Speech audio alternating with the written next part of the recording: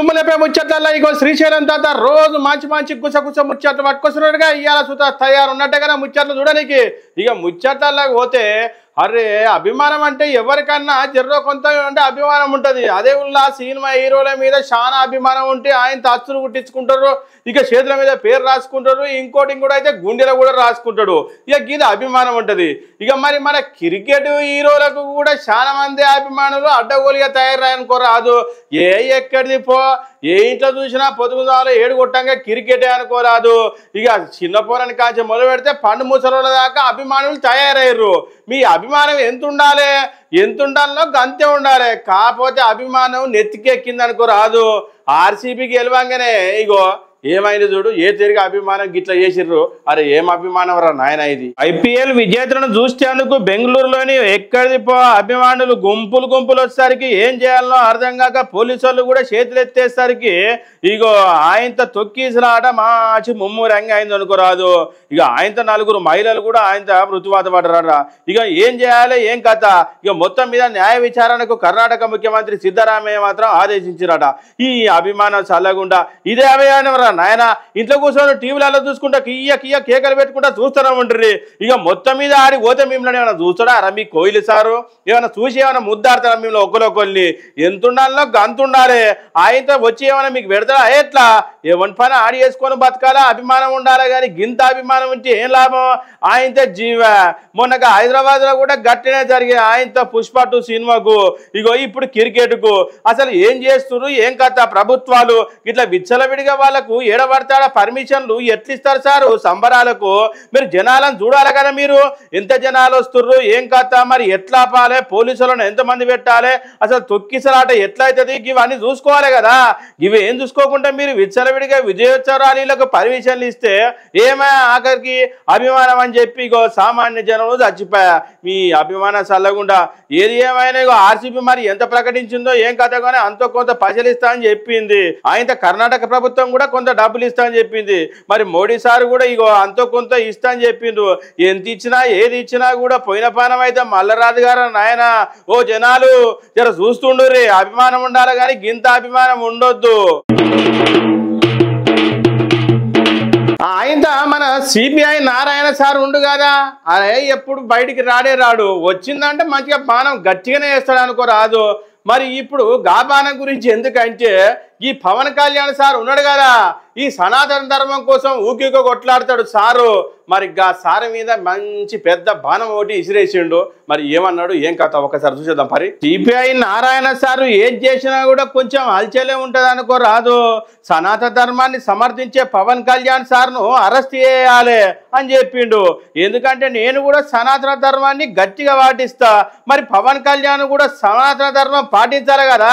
మరి సనాతన ధర్మంలో 3 భార్యలను చేసుకొని విడాకులు ఇవ్వచ్చా అని సనాతన ధర్మంలో లేదే లేదు. మరి సారు గిదెక్కడి చేసి ముచ్చట అని చెప్పి మంచి గట్టి బాణం గట్టిగా నేర్చింది అనుకోరాదు.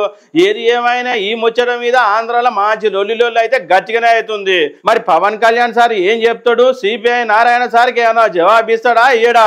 ఇక చూడాల మరి సనాతన ధర్మం సార్ది. తీసుకొని పవన్ కళ్యాణ్ మాట్లాడుతున్నప్పుడు మరి విడాకులే లేనప్పుడు మరి మీరు 3 విడాకులు ఇచ్చారని చెప్పేసి ప్రశ్న నేను 3 ఒకసారి పెళ్లి చెప్పలే.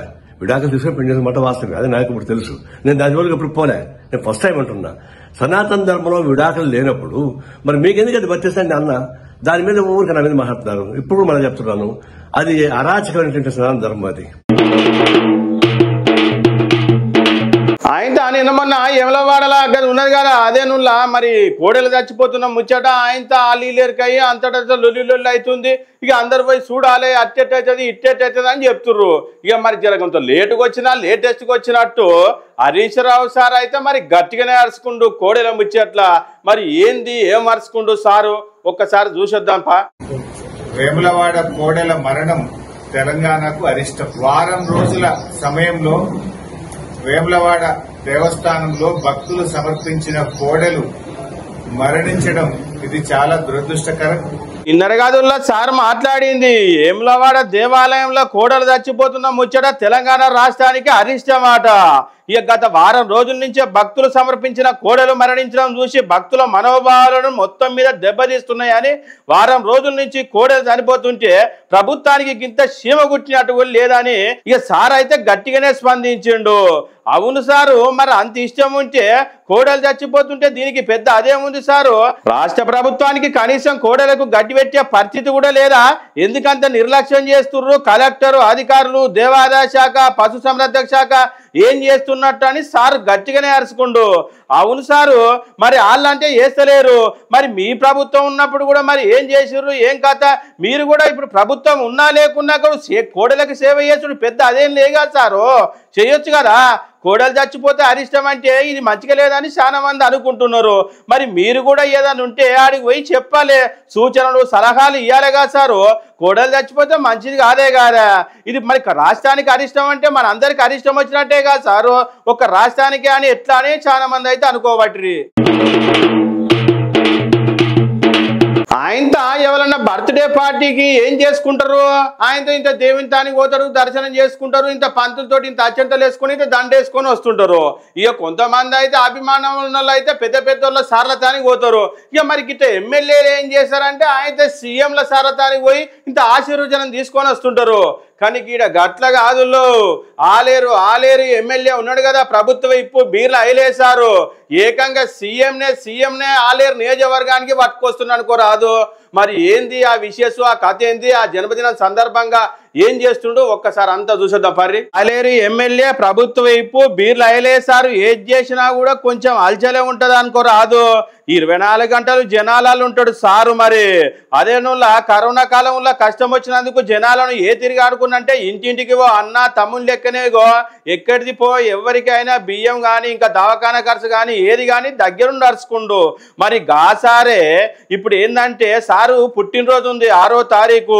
పుట్టినరోజు నాడు ఏకంగా సీఎం సార్ని నియోజకవర్గానికి పిలిపించి ఏం తక్కువ 1500 కోట్లతోటి అభివృద్ధి పనులకు శంకుస్థాపన చేస్తుండు. అధికారంలోకి వచ్చి 2 ఏళ్ళు కాకముందుకే ఏం తక్కువ 1500 కోట్లు నియోజకవర్గానికి పట్టుకొస్తున్నంటే సార్కు హ్యాండ్స్ చెప్పే. ఇంకా 3 ఏళ్ల పొద్దులో ఇంకా ఎన్ని చేస్తాడో ఏం కథనో. ఆఖరికి ఊరూరికి చెరువులు నింపి మంచిగా పచ్చదనం చేసి ఏ ఊళ్ళో చూసినా పుష్కలంగా నీళ్లు ఉంటట్టు మంచిగా పట్టుకొచ్చిండు సారు. ఈ 10 ఏళ్ళకెళ్ళి ఆలేరు నియోజకవర్గం వెనుకబడ్డదాన్ని ఏకదం ముంగడికి తెస్తట్టే ఉండిపో. ఏది ఏమైనా కూడా ఇగో సూపర్ అనే చెప్తుండ్రు సారు చాలా మంది.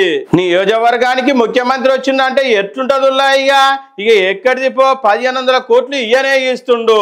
ఏ పని కూడా ఒక్కసారి కూడా ఆకుంటా రమ్మున రుయ్యన నడుస్తుంటది. ఇక ఇంకెక్కడిది స్థానిక ఎలక్షన్లలో ఒక ఊపు తచ్చే కనబడుతుంది కాంగ్రెస్ పార్టీది ఆలేరు నియోజకవర్గంలా.